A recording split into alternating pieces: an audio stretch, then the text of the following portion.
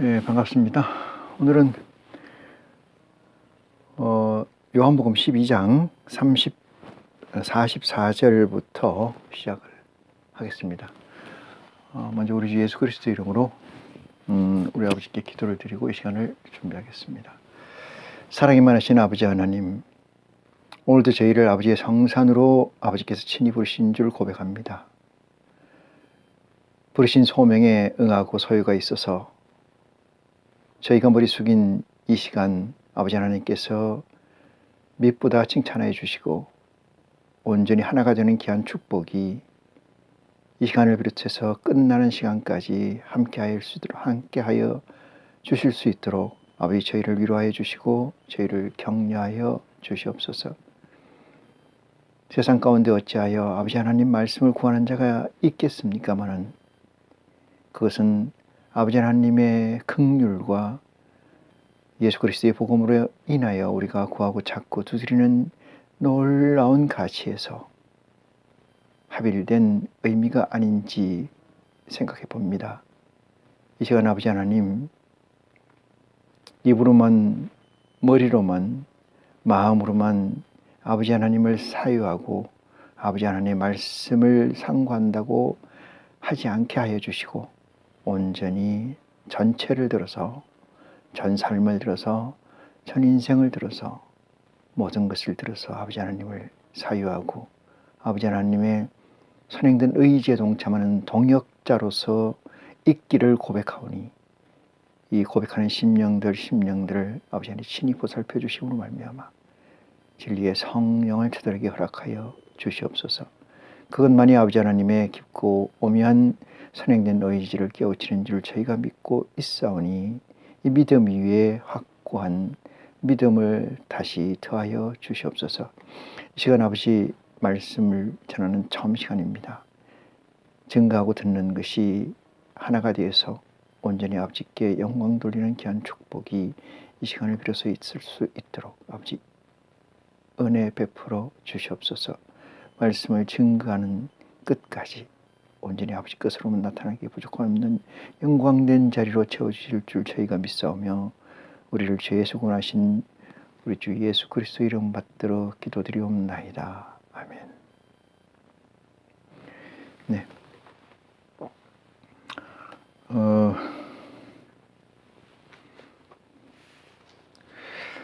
하나님 말씀을 안다는 것, 다시 말해서 그리스도께서 우리에게 주신 이 복음을 근거해서 하나님의 선행된 의지를 깨우침 받는다는 것은 놀라운 축복이라는 사실을 우리는 알아야 된다는 것이죠. 이걸 모르는 것은 세상 사람과 다르지 않다, 이렇게 말씀을 드릴 수가 있습니다. 하나님 아버지는 이 세상에 존재하는 모든 가치의 우선한 가치로 존재하시고 이 세상에 존재하는 모든 능력의 우선에서 존재하시는 아버지시라는 사실을 깨우침 받을 때 그때라야만이 아버지의 귀한 말씀에 온 몸을 기울이고 온 에너지를 거기에 결집시키는 축복이 있게 됩니다. 그리스도의 복음을 하나의 한낱 액세서리 정도의 개념을 가지고 있다면 그것은 지금 이 순간 다 버리고 온전히 나를 헌신하여 함으로 말미암아 아버지께 영광 돌리는 은혜가 이 시작점을 빌어서 저와 여러분의 또한 태초가 될 수 있도록 이 시간을 위하여 최선을 다하는 여러분이 되시기를 간절히 축원합니다. 하나님 말씀을 볼 때 제일 처음에 두 가지 포인트에서 그걸 놓치면은 그 다음에 내가 알 수 있는 포인트가 없어요. 첫 번째 포인트가 창세기 1장 1절에 기록되어 있는 말씀입니다. 이 말씀은 태초에 하나님이 천지를 창조하시니라 이렇게 얘기한 부분에서 태초라는 부분에 여러분들이 의미가 닿지 않는다면은 그 뒤에 있는 복음들을 이해하기가 대단히 힘들다 이렇게 말씀을 드리고, 특히나 그리스도로 이 땅에 오신 예수께서 우리에게 주신 복음을 이해하는 것은 감히 접근조차도 할 수 없다 이렇게 말씀을 드립니다. 여기서 태초라는 것은 여러분의 스스로 하나님께 연결고리가 되는 그 시점을 태초라고 규정을 합니다.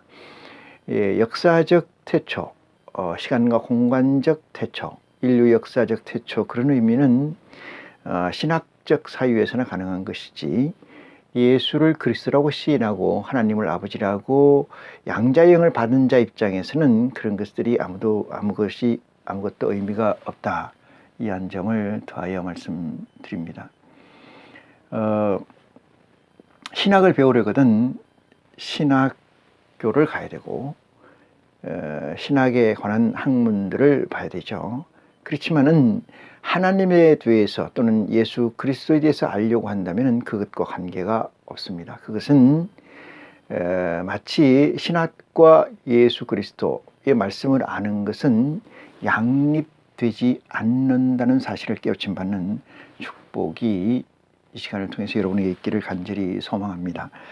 두 번째 포인트는 마태복음 1장 1절입니다. 마태복음 1장 1절에 보시면은 아브라함의 자손 예수 그리스도의 세계라 이렇게 시작이 되는데, 이 부분이 왜 중요하냐, 이 부분이 왜 두 번째 세컨드 포인트가 되느냐, 이 문제는 아브라함과 다윗의 자손 예수 그리스도의 세계라, 이것은 신약의 시작점, 마태복음의 1장 1절을 맡고 있습니다. 이 부분은 지금부터 펼쳐지려고 하는 이 세계는, 여러분들이 성경을 펼쳤을 때 창세기 1장 1절을 넘어서 주시겠다고 한 메시아, 주시겠다는 기름 부은 자의 복음이기 때문에 그 시작점을 또한 대단히 중요한 포인트가 있다. 그래서 두 번째 포인트다 이렇게 말씀을 드리면서, 아브라함과 다윗의 자손 예수 그리스도의 세계라, 이것은 이 예수 그리스도 외의 것은 증거하거나 논할 필요가 없다는 얘기로 가름할 수가 있어요. 그래서 예수 그리스도의 세계라, 예수 그리스도의 세계가 어떤 세계인가에 대해서 기록되어 있는 것이다 이렇게 생각해보면, 그 이전에 있는 세계, 그 이전에 있는 세계는 볼륨적으로나 또는 질적으로나 예수 그리스도를 쫓을 존재는 아버지 하나님밖에 없기 때문에 그 이전에 있던 존재에서 벗어나서 새로운 세계, 예수 그리스도의 세계의 영역이 펼쳐진다는 사실이에요. 예수 그리스도의 세계라고 읽고 아브라함을 보고 모세를 보고 욥을 보고 다윗을 본다면은 그것은 예수 그리스도의 세계에 제대로 들어간 것이 아니다 이렇게 이야기를 할 수가 있어요. 예수님께서 우리에게 이 땅에 메시아로 오셔서 하신 말씀이 내가 지금부터 내 세계에 대해서 말하리라 이렇게 얘기하는 것과 다르지 않다. 마태복음 1장 1절의 의미가 그렇다는 거죠. 예수 그리스도의 세계라면 그 다음에 그 전에 있었던 모든 세계에 관해서 의미를 경감시켜서 다운시켜서 이해하는 게 대단히 현명한 지혜로운 판단이다 이렇게 생각을 해요. 그래서 예수님께서는 이 신약의 마태복음 1장 1절의 첫 줄의 첫 장의 족보를 기록하고 있어요. 이 족보는 중요하다고 얘기 드릴 수가 있겠죠. 그런데 이 중요함을 넘어서는 자에게는 결코 중요한 것이 아니다 이렇게 말씀을 드릴 수가 있습니다. 중요함을 넘어선다는 것은 이 세상을 이긴 자의 수준을 얘기해요. 이 세상을 이긴 자, 그것을 오버컴이라고 하는데, 이겼다는 것은 이 세상을 써머렸다 이런 얘기가 되는데, 계시록에 보면은 이 책을 갖다 먹어버려라 이런 얘기가 있어요. 이 책을 갖다 먹어버리라, 이 작은 책을 갖다 먹어버리라. 이 작은 책의 의미, 먹는다는 의미가 오버컴이에요. 이 세상을 온전히 소화해서 이 세상이 어떤 것이라는 것을 말씀을 할 때, 이해를 할 때 누가 어떤 문제를 어떠한 방식으로 이 세상에 관해서 던진다 할지라도 막히거나 걸림이 없는 상태에 이르는 자, 이것을 이긴 자의 상태, 이렇게 얘기를 할 수가 있습니다. 그래서 이 이긴 자의 상태가 될 때는 마태복음 1장에 쭉 쓰여 있는 족보의 개념이 그 이긴 자의 가치로 존재하기 때문에 의미가 경감된다, 이렇게 말씀을 드릴 수가 있습니다. 이 두 가지 포인트를 놓치고서는 하나님의 말씀을, 예수 그리스도의 복음을 이해할 수가 없다, 이런 말씀을 드립니다. 또 한 가지의 포인트를 한번 지적해 드린다면은 그것은 세례 요한과 사도 바울의 이야기입니다.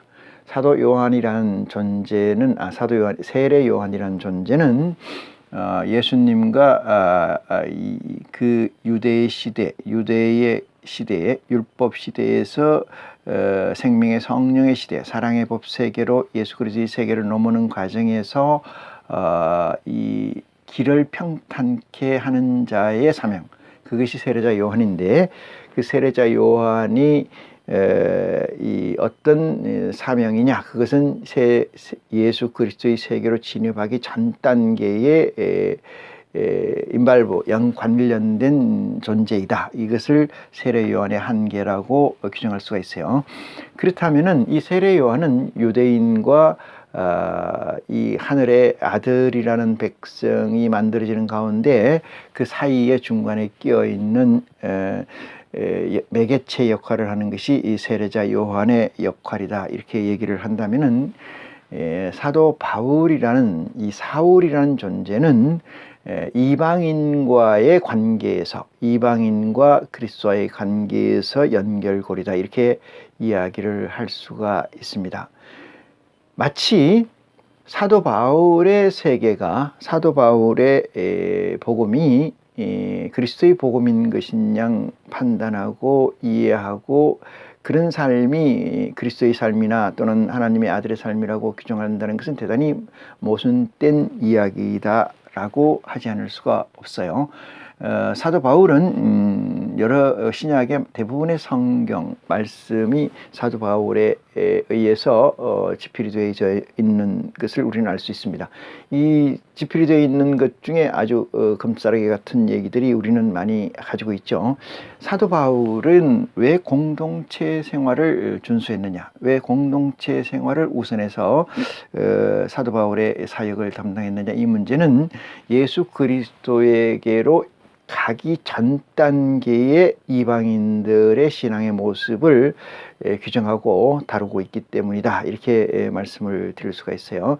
유대인이라는 것은 이미 예수 메시아를 기다리고 있는 상태였고, 그들은 하나님 야훼와 여호와를 섬기는 존재에 있었지만은 이방인들이라고 하는 것은 유대인들이 아닌 이방인들은, 이들에게는 여호와 하나님과 야훼 하나님, 창조주 하나님에게서 아는 바가 없기 때문에 창조주 하나님과 여호와를 이해하기 위해서 연결된 고리에 있다. 그것이 사도 바울의 하나님 로드맵에서 보면은 연결된 세례 요한과 같은 사역을 가지고 있다. 그렇기 때문에 그는 공동체 생활에 관해서 많은 부분을 할애를 하고 있습니다. 그리고 근본된 것, 세례에 관해서 또는 할례에 관해서 또는 공동체 생활, 이것은 유대인들의 생활과 같습니다만 그런 생활들에 관해서 규정을 많이 다루고 있고,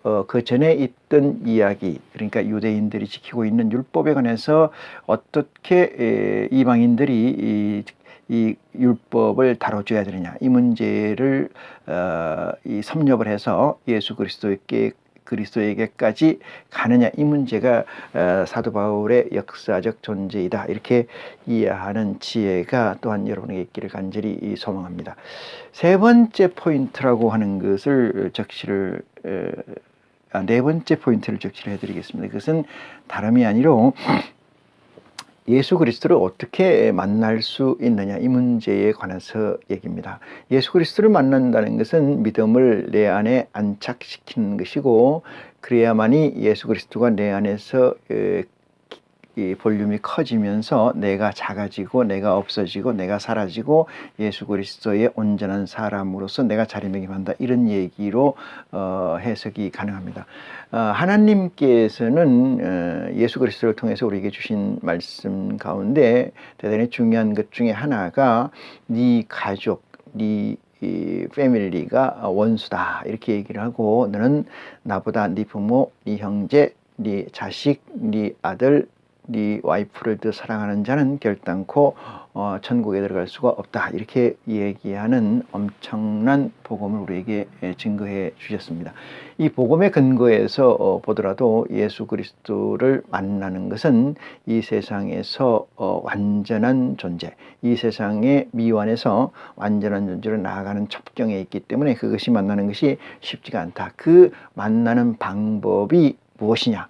만나야만이 뭐가 생겨요? 믿음이라는 게 형성되고, 그 믿음의 씨가 온전히 자랐을 때 육신의 내가 없어지고 내가 하나님의 사람으로 바뀐다, 이렇게 얘기를 드릴 수가 있어요. 사도 바울은 이 점에 관해서 나는 속사람으로는 하나님의 법을, 겉사람으로는 세상의 법을 쫓는 그 형편을 나는 오호 통제라, 나는 권고한 사람이라고 고백을 한 것을 우리는 알 수가 있습니다. 이 사실에서 견뎌볼 때 예수 그리스도를 안다는 것, 예수 그리스도의 믿음이 내게 있다는 것은 내 의지에 관계가 없는 줄 믿으시기 바랍니다. 이것은 내가 구하고 찾고 두드리는 목적은 예수 그리스도께서 우리에게 약속하시고 부활 승천하시면서 하신 그 약속에 따라서 진리의 성령이 내게 임재하고 나를 도와주는 사역을 허락해 주시옵소서라고 두드리고 라고 찾고 라고 구하는 것이 우리의 전부라는 사실을 예수 그리스도께서는 우리에게 복음을 통해서 적시해 주시고 계십니다. 그래서 예수 그리스도를 만난다는 것, 예수 그리스도의 사람이 된다는 것, 예수 그리스도의 믿음을 가진다는 것, 하나님의 권속이라는 것, 하나님의 아들이라는 것, 하나님의 아들로서의 양자됨을 확정한다는 것, 믿음이 있다는 것, 이런 것들에 관해서는 나는 내가 할 수 있는 것은 주여 아버지 하나님이시여 여호와시여 야훼시여 내가 그리스도의 복음을 알기를 원하오니, 그리스도께서 승천 아버지께 올라가시기 전에 약속해 주신 진리의 성령을 내게 허락해 주시옵소서라고 찾는 거고 두드리는 거고 구하는 것이 내 믿음 신앙의 전체가 되어야 된다, 이렇게 말씀을 드릴 수가 있습니다. 사도 바울의 신앙을 통해서, 사도 바울의 가르침을 통해서 예수 그리스도께로 인도하는데, 그것이 인도가 어디까지냐? 그리스도의 복음은 이 세상에 있는 복음이 아니고, 그리스도의 세상은 이 세상이 아니고, 그리스도의 세상은 하나님의 바라고 원하는, 우리가 주기도문에서 얘기하는 것처럼 하늘에서 이룬 것 같이 이 땅에서 이루어지라고 기도하는 자의 기도 내용처럼 그것을 우리가 알게 되고 그 안에 하나의 멤버가 되고 구성원이 되기를 원하오니, 아버지께서 허락하신다면 제가 그것을 가지고 싶으니, 제가 그것을 거기에 들어가고 싶으니 이 믿음을, 이 구하고 찾는 것을 허락해 주시옵소서라고 기도하는 것이 우리의 전부인 줄 믿는 신앙이 여러분에게 있기를 간절히 축원합니다.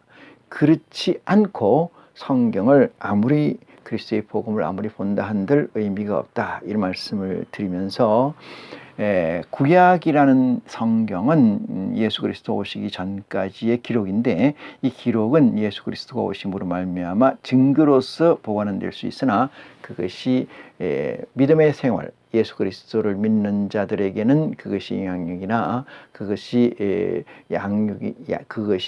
영양가 있는 양식이 되어서는 안 된다는 사실과, 사도 바울이 얘기한 공간복음, 이 그리스도의 공간복음을 뺀, 요한복음과 포함해서 공간복음을 뺀 나머지 끝들이 여러분에게 미치는 것은 예수 그리스도의 확정된 자에게는 있어서는 아니 된다, 이런 사실을 네 번째 포인트로 적시를 해 드리면서 오늘 본문 말씀을 보고자 합니다.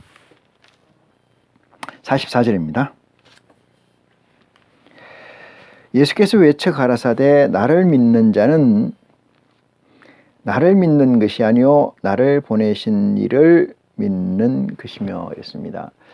예수 그리스도의 존재라는 것이 없는 거지요. 이 존재는 메신저의 존재다, 이렇게 얘기를 할 수가 있어요.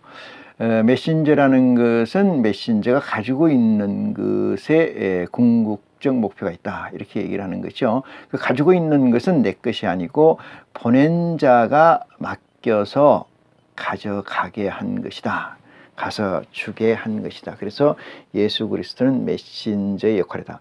예수 그리스도는 이 땅에서 복음을 심는 자라고 생각하시는가 모르겠습니다만, 예수 그리스도는 이 땅에 복음을 심기 위해서 오신 게 아니고 이 땅에 복음을 뿌리기 위해서 오신 자이십니다. 그래서 그 프리처라고 그러는데, 예수 그리스도는 이 땅에 복음을 심지를 않습니다. 심을 자기 의지가 없는 거예요. 예수 그리스도의 의지는, 예수 그리스도의 소명과 소연은 이 땅에 복음을 뿌리는 거예요. 자기가 그것을 해석을 더하거나 빼거나 하지 않는 서번트적 존재다, 이렇게 말씀을 드렸어요. 예수 그리스도에게는 자기의 OS, 그러니까 운영체계가 존재하지 않습니다. 그것은 아버지의 운영체계에 쫓아서 하나의 단말적 존재에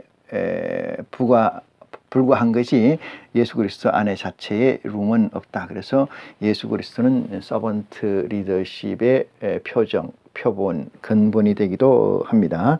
자, 그래서 나를 믿는 것은 너희가 나를 믿는다는 것은 내 보낸 자를, 보내신 이를 믿는 것이며, 이렇게 얘기를 합니다. 요 얘기가 대단히 좀 난해한 얘기이긴 합니다만은, 나를 믿는 자는 이랬어요. 나를 믿는 자는 예수 그리스도를 믿는다는 궁극적 코어는 이 뜻이잖아요. 예수 그리스도를 믿는 사람이 있어요. 그 사람을 깨가지고 열어보니까 그 안에 뭐가 있어야 된다는 거예요. 나를 보내신 이를 믿는 것이 있어야 된다, 이 말이거든요. 하나님을 믿는 것이 있어야 되지 예수 그리스도를 믿는 것은 아니다. 포장은 예수 그리스도를 믿는 것이라고 할 수는 있겠으나, 그 뚜껑을 열어서 그 포장을 뜯어서 보니까 그 안에는 하나님의 존재가 계셔야 된다, 이 뜻이거든요. 하나님의 존재라는 것은 하나님의 선행된 의지가 나를 양육해야 된다는 사실이 전제되어 있어요. 그게 없다면은 예수 그리스도를 믿는 것이 아니요 하나님을 믿는 것이 아닌 것이 된다는 얘기가 감춰져 있다. 45절입니다. 나를 보낸 자는 나를 보내신 이를, 나를 보는 자는 나를 보내신 이를 보는 것이니라, 이렇게 얘기합니다.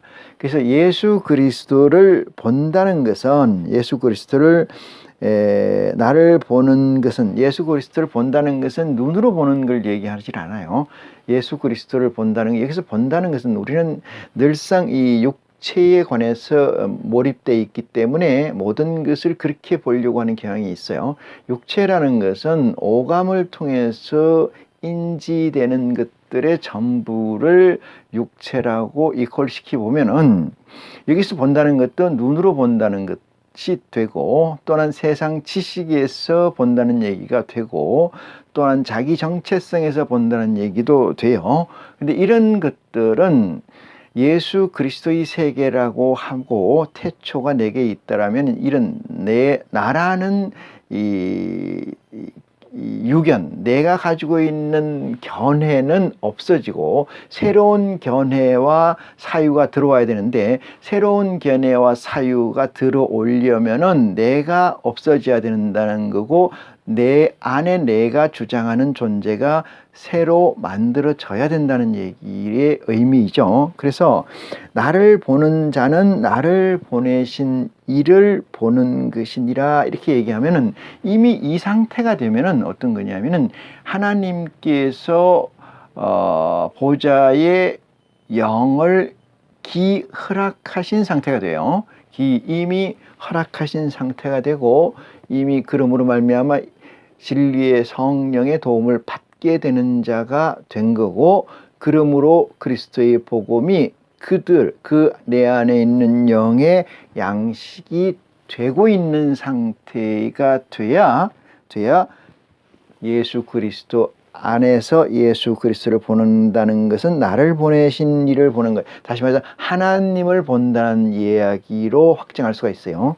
하나님을 보신다는 것은 예수 그리스도의 말씀이 소화되고 있다, 이 뜻이에요. 하나님을 본다는 것은 예수 그리스도의 말씀이 소화가 되지 않으면은, 양식이 되지 않으면은, 그리스도의 복음이 양식이 되지 않으면 된다는 것은 하나님을 본다는 얘기가 됩니다. 하나님을 본다는 것은 이 세상을 이긴 자의 상태가 돼야 하나님을 볼 수가 있다는 사실 또한 같은 의미다, 이렇게 말씀을 드릴 수가 있습니다. 46절입니다. 나는 빛으로 세상에 왔나니 무릇 나를 믿는 자로 어두움에 거하지 않게 하려 함이로라, 이렇게 얘기해요. 아까 나를 보는 것은 아버지를 보는 것이고, 나를 보는 것은 아버지를 보는 것이고, 나를 믿는 것은 아버지를 또한 믿는 것이다, 이렇게 얘기를 했고요.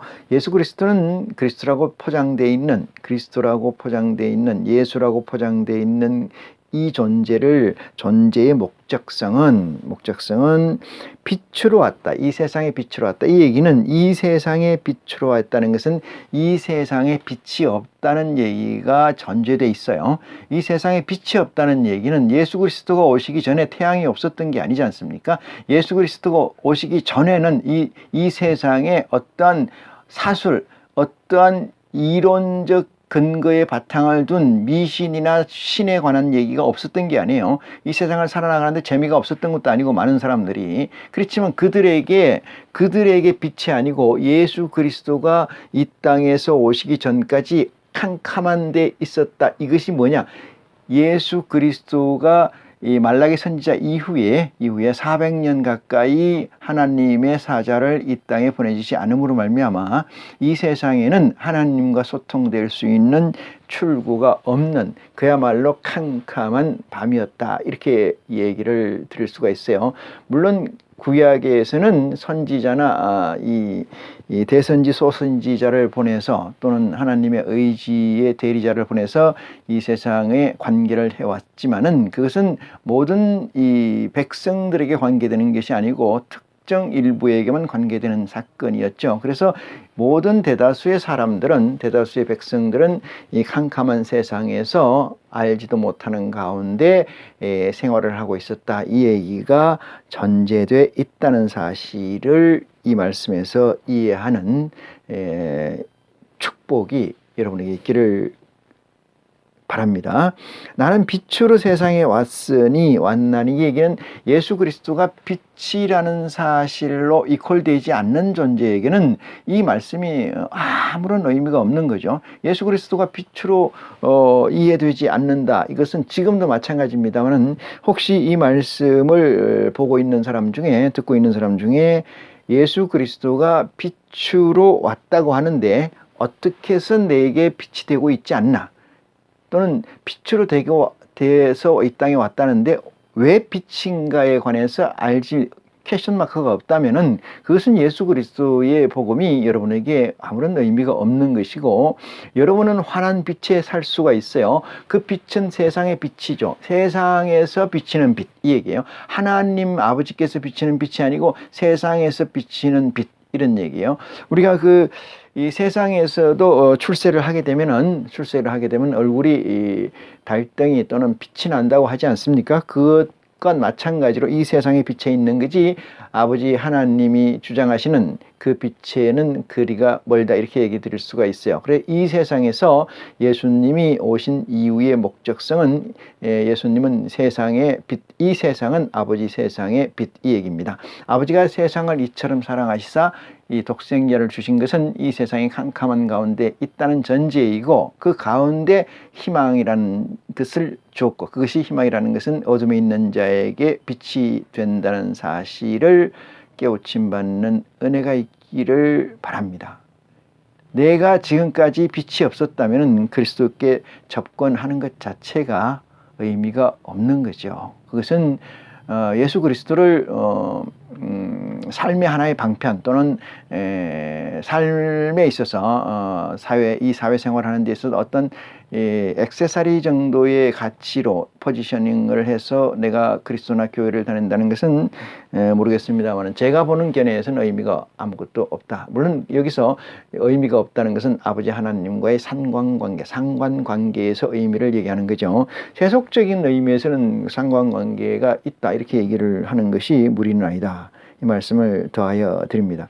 나는 빛으로 세상에 왔나니 무릇 나를 믿는 자로 어둠에 거하지 않게 하려 함이로다 이렇게 얘기해요.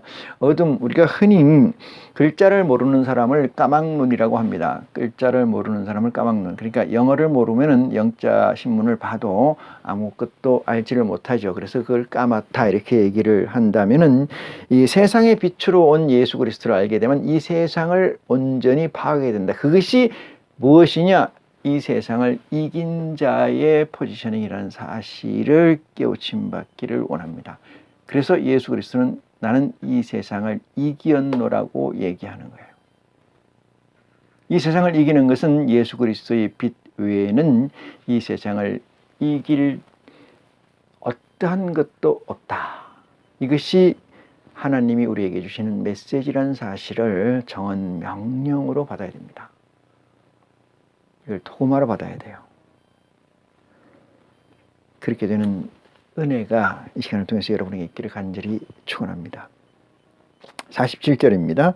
사람이 내 말을 듣고 지키지 아니할지라도 내가 저를 심판하지 아니하노라. 이 말씀은 제가 조금 전에 앞서서 말씀드린 얘기처럼 예수 그리스도의 사명, 본분이 무엇이냐는 것을 또다시 한번 이 부분에서 메타언으로 말씀하시는 거다 이렇게 지적할 수가 있어요. 예수 그리스도의 말씀을 듣고 예수 그리스도의 복음을 듣고 지키지 아니할지 지키지 않는다는 의미가 없다는 거예요. 듣긴 들었는데 의미 없이 가진다 할지라도 이 얘기죠. 자기 삶에 영향력을 미치지 않게 한다 할지라도 내가 저를 심판하지 아니하노라 이렇게 얘기해요. 예수 그리스도는 앞서 말씀드린 것과 같이 이 땅에 믿음을 심으러 오신 게 아니고 이 땅에 복음을 믿음을 뿌리러 온 존재이십니다.